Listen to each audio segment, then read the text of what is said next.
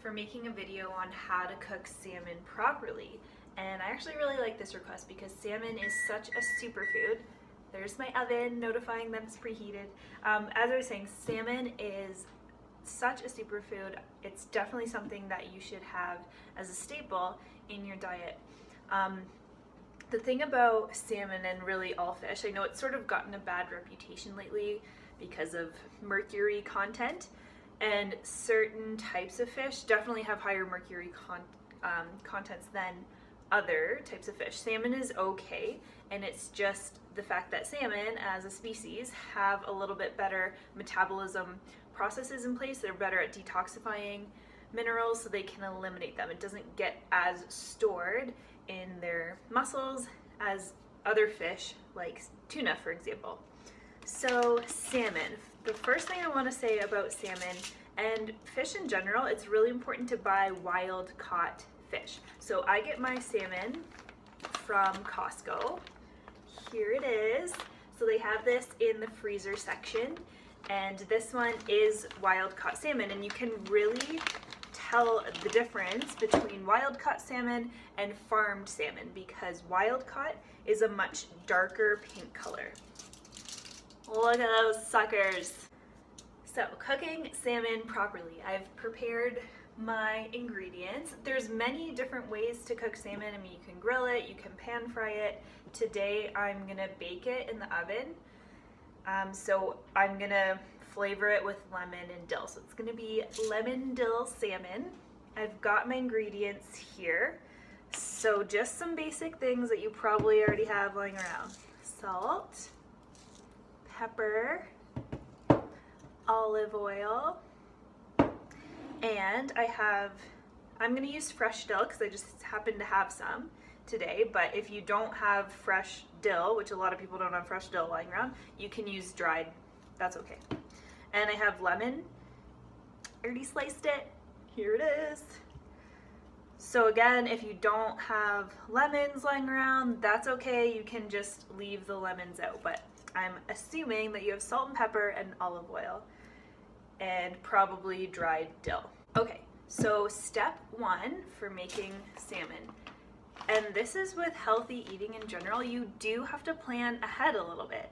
So this salmon is frozen. You buy it frozen, so you have to pull it out of the freezer the day before. So I pulled it out yesterday and it was thawed today. Then I took it out of the little packages and I dried it off with some paper towel, and then I just put it on my baking sheet with some tin foil.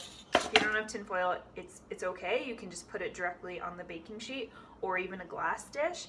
Maybe add a little bit of oil, but it should be okay. So I have my little salmon fillets all ready to go on my baking sheet with tin foil. So now I'm just gonna add my ingredients on top. I've preheated my oven to 400 degrees. So I'll just dress them and put them in there. I've arranged my salmon, you can see them. So I put olive oil on first and kind of massaged that in, and then I put the fresh dill, or you could use dried as I mentioned, then salt and pepper, and squeezed some lemon juice and then put on my lemon slices on top. So these are ready to go in the oven. I preheated it to 400. And one important thing that I'm gonna mention is knowing your oven. So I know that my oven is a little bit hot, so I probably won't cook these for a super long time. That just takes experience, getting to know your oven and using recipes. Like if it says 10 minutes and you do exactly what the recipe says, but it's your meat or fish or whatever you're cooking ends up being overcooked, you likely have a hotter oven than most ovens. So takes a little bit of time to get experienced with your oven and really getting familiar if it's a hotter oven or a cooler oven, but that is really important for making delicious food.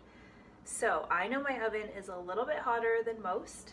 I'm going to probably keep the salmon in there for 12 minutes and then assess how they're doing. Okay, so I've put my salmon in the oven. I set my kitchen timer for 12 minutes, so I'll come back and see how it's doing at that time. A lot of people don't like fish because they tend to overcook it and then it tastes really fishy. So I'm glad I got a request for this video so I can kind of show you guys how long to cook fish for so it doesn't get to that overcooked state and then be really fishy. Fish is one of the things, like if it's a little bit undercooked, it's usually okay. Like you're not gonna get food poisoning. I mean, sushi is raw fish and usually people don't get food poisoning from sushi. So if you undercook it slightly, it's not the end of the world. It will be okay. And in my opinion, it tastes a lot better being slightly undercooked than being overcooked.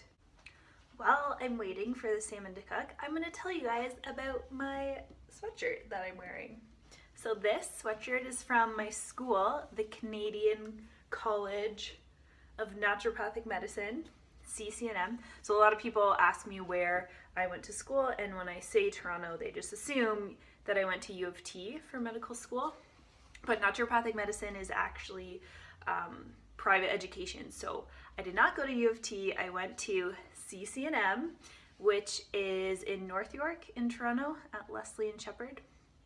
So there's actually only 2 naturopathic medical schools in Canada. So one of them, the one I went to in Toronto, and then the other one is in New Westminster, BC. So New Westminster is just about 30 minutes outside of Vancouver. So only 2 in Canada, and I think there's only 5 in the States, 5, maybe 6 now.